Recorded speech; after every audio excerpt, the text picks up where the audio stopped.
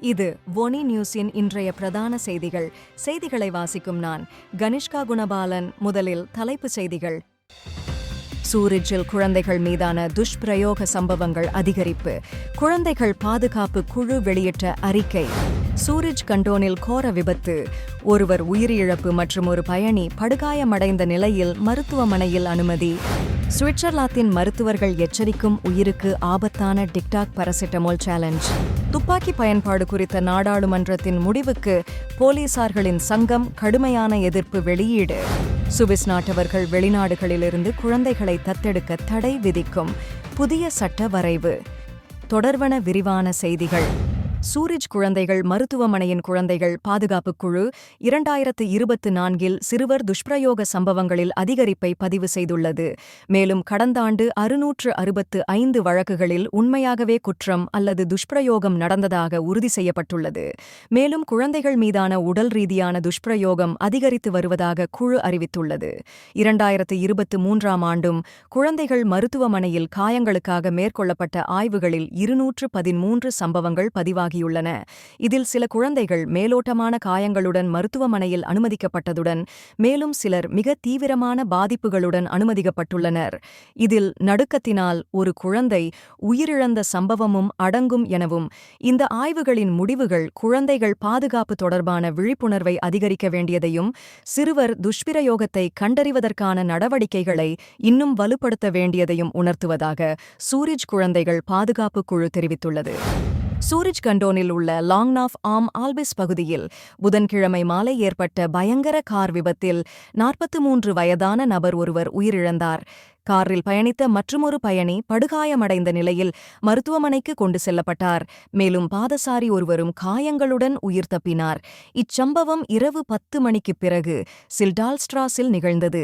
மேலும் கார் எதிர்பாராத விதமாக சாலையை விட்டு விலகி பாதசாரி ஒருவரை மோதி பின்னர் அருகிலிருந்த ஒரு வீட்டின் மூலையில் மோதி நிற்கும் அளவிற்கு கட்டுப்பாட்டை இழந்தது. விபத்துக்குப் பிறகு கார் முழுவதும் சேதமடைந்து துண்டு துண்டாக சிதறியது. விபத்தில் 43 வயதான இத்தாலியர் சம்பவ இடத்திலேயே உயிரிழந்தார். மற்றொரு 35 வயது பயணி ஹெலிகாப்டரில் மருத்துவமனைக்கு கொண்டு செல்லப்பட்டார். பாதிக்கப்பட்ட பாதசாரியான 37 வயது உக்ரைனியர் காலில் ஏற்பட்ட காயத்துக்காக அறுவை சிகிச்சை செய்ய நேர்ந்தது. இந்நிலையில் விபத்தின் காரணம் மற்றும் வாகனத்தை ஓட்டியது யார் என்பது குறித்து போலீசார் விரிவான விசாரணை நடத்தி வருகின்றனர். மேலும் விபத்துக்குப் பிறகு காரின் முழுமையான சேதம் மற்றும் கட்டிடத்திற்கான பொருளாதார இழப்பு ஆயிரக்கணக்கான பிராங்குகளாக இருக்கும் என போலீசார் தெரிவித்தனர். சுவிட்சர்லாந்தில் டிக்டாக்கில் வைரல் ஆகி வரும் பாராசிட்டமால் சேலஞ்ச் குறித்து மருத்துவர்கள் கடுமையாக எச்சரிக்கின்றனர். இந்த ஆபத்தான டிக்டாக் ட்ரெண்ட் இளைஞர்களை அதிகப்படியான பாராசிட்டமால் மாத்திரைகளை உட்கொள்ள ஒருவருக்கொருவர் தூண்டுகின்றனர் என்றும் இது மிகவும் அபாயகரமானது என்றும் மருத்துவர்கள் தெரிவித்துள்ளனர். மேற்கு சுவிட்சர்லாந்தில் உள்ள ஃப்ரிபுர்க், ஜுரா மற்றும் வார்ட் ஆகிய பகுதிகளில் உள்ள சுகாதார அதிகாரிகள் இதன் தீவிர ஆபத்துகள் குறித்து பொதுமக்களை விழிப்புணர்ச்சியுடன் இருக்குமாறு கேட்டுக்கொண்டுள்ளனர். மருந்தகங்கள் பாராசிட்டமால் மற்றும் அதே சேர்மானம் அடங்கிய டாஃபால்கான், பெனடோல், நியோசிட்ரான் போன்ற மருந்துகளை விற்பனை செய்யும்போது அதிக கவனம் செலுத்த வேண்டும் என அதிகாரிகள் அறிவுறுத்தியுள்ளனர். அதிக அளவில் பாராசிட்டமால் உட்கொள்வது கல்லீரல் செயலிழப்புக்கு வழிவகுக்கும். இது சில நேரங்களில் மரணத்திற்கும் காரணமாகலாம். மேலும் இந்த சேலஞ்ச் ஏற்கனவே பல ஐரோப்பிய நாடுகளில் கவனிக்கப்பட்டுள்ள நிலையில் 2023 கோடை காலத்திலேயே அதை பற்றிய எச்சரிக்கைகள் வெளியிடப்பட்டிருந்தன. சமூக ஊடகங்களில் இத்தகைய ஆபத்தான போக்குகளின் தாக்கத்தை கட்டுப்படுத்த அதிகாரிகள், பெற்றோர்கள் மற்றும் கல்வி நிறுவனங்கள் விழிப்புணர்வு நடவடிக்கை எடுக்க வேண்டும் என மருத்துவர்கள் வலியுறுத்துகின்றனர். லாசேனில் நகர போலீசார்களின் சில பணிகளில் துப்பாக்கிகளை எடுத்துச் செல்லக்கூடாது என்ற நகர நாடாளுமன்றத்தின் முடிவு பெரும் விவாதத்துக்கு காரணமாகியுள்ளது. இந்த முடிவிற்கு போலீசார்களின் சங்கம் கடுமையான எதிர்ப்பை வெளியிட்டுள்ளது. அவர்கள் ஆயுதங்களை வைத்திருப்பது போலீசாரின் பணிக்கே அத்தியாவசியமானது. இது அதிகாரிகளையும் பொதுமக்களையும் பாதுகாக்கும் ஒரு முக்கியமான கருவியாகும் என்று வலியுறுத்துகின்றனர். இந்நிலையில் குறித்த தீர்மானத்தை பசுமை கட்சியைச் சேர்ந்த ஈலியாஸ் பஞ்சாட் முன்மொழிந்தார். அவர் அவருடைய கருத்துப்படி அதிகாரிகள் ஆயுதங்கள் இல்லாமல் இருந்தால் சூழ்நிலைகள் அதிகம் வன்முறையாக்கப்படாமல் சமாதானமாக முடிவிற்கு வரும். எனவே துப்பாக்கிச் சூடு அல்லது வன்முறை குற்றங்களை கையாளும் போலீசார்களுக்கே ஆயுத அனுமதி இருக்க வேண்டும் என்று அவர் கூறுகிறார். ஆனால் போலீசாரின் சங்கம் இதற்கு எதிராக வலுவான நிலைப்பாடு எடுத்துள்ளது. போலீசாரின் பணிகள் கணிக்க முடியாதவை, சில நேரங்களில் மிக ஆபத்தான சூழ்நிலைகள் உருவாகலாம், அவை விரைவாகவும் உறுதியான முறையிலும் சமாளிக்கப்பட வேண்டும் என்றும், துப்பாக்கிகள் இல்லாமல் அதிகாரிகளும் பொதுமக்களும் அதிக ஆபத்தில் இருப்பார்கள் என்ற எதிர்பார்ப்பை அவர்கள் வெளியிட்டுள்ளனர். மேலும் காவல்துறையின் செயல்பாட்டை கட்டுப்படுத்துவதால் சமூக பாதுகாப்பு பாதிக்கப்படும் என்றும் அவர்கள் கூறுகின்றனர். இந்நிலையில் போலீசார்களின் எதிர்ப்பின் மத்தியில் நகர அரசாங்கம் இந்த முடிவை எவ்வாறு செயல்படுத்துவது என்பதற்கான திட்டங்களை உருவாக்க வேண்டியுள்ளது என்பது குறிப்பிடத்தக்கது.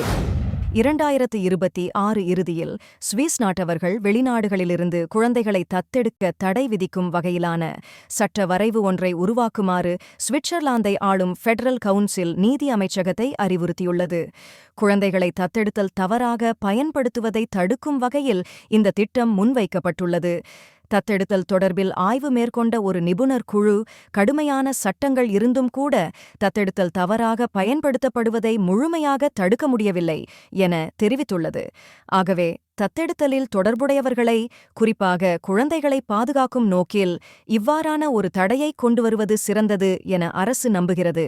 சமீப காலமாக சுவிட்சர்லாந்து நாட்டவர்கள் வெளிநாட்டு குழந்தைகளை தத்தெடுப்பது மிக அதிக அளவில் அதிகரித்துள்ளது என்பது குறிப்பிடத்தக்கது. நீங்கள் இதுவரை கேட்டது ஒனி நியூஸின் இன்றைய பிரதான செய்திகள். மேலும் இது போன்ற செய்திகளை தொடர்ச்சியாக அறிந்து கொள்ள ஒனி நியூஸுடன் இணைத்திருங்கள். வணக்கம். ஒனி ஆப்புக்கு வரவேற்கின்றோம். உலகம் முழுவதும் உள்ள தமிழர்களை இணைக்கும் ஒரு தமிழர் தளம்.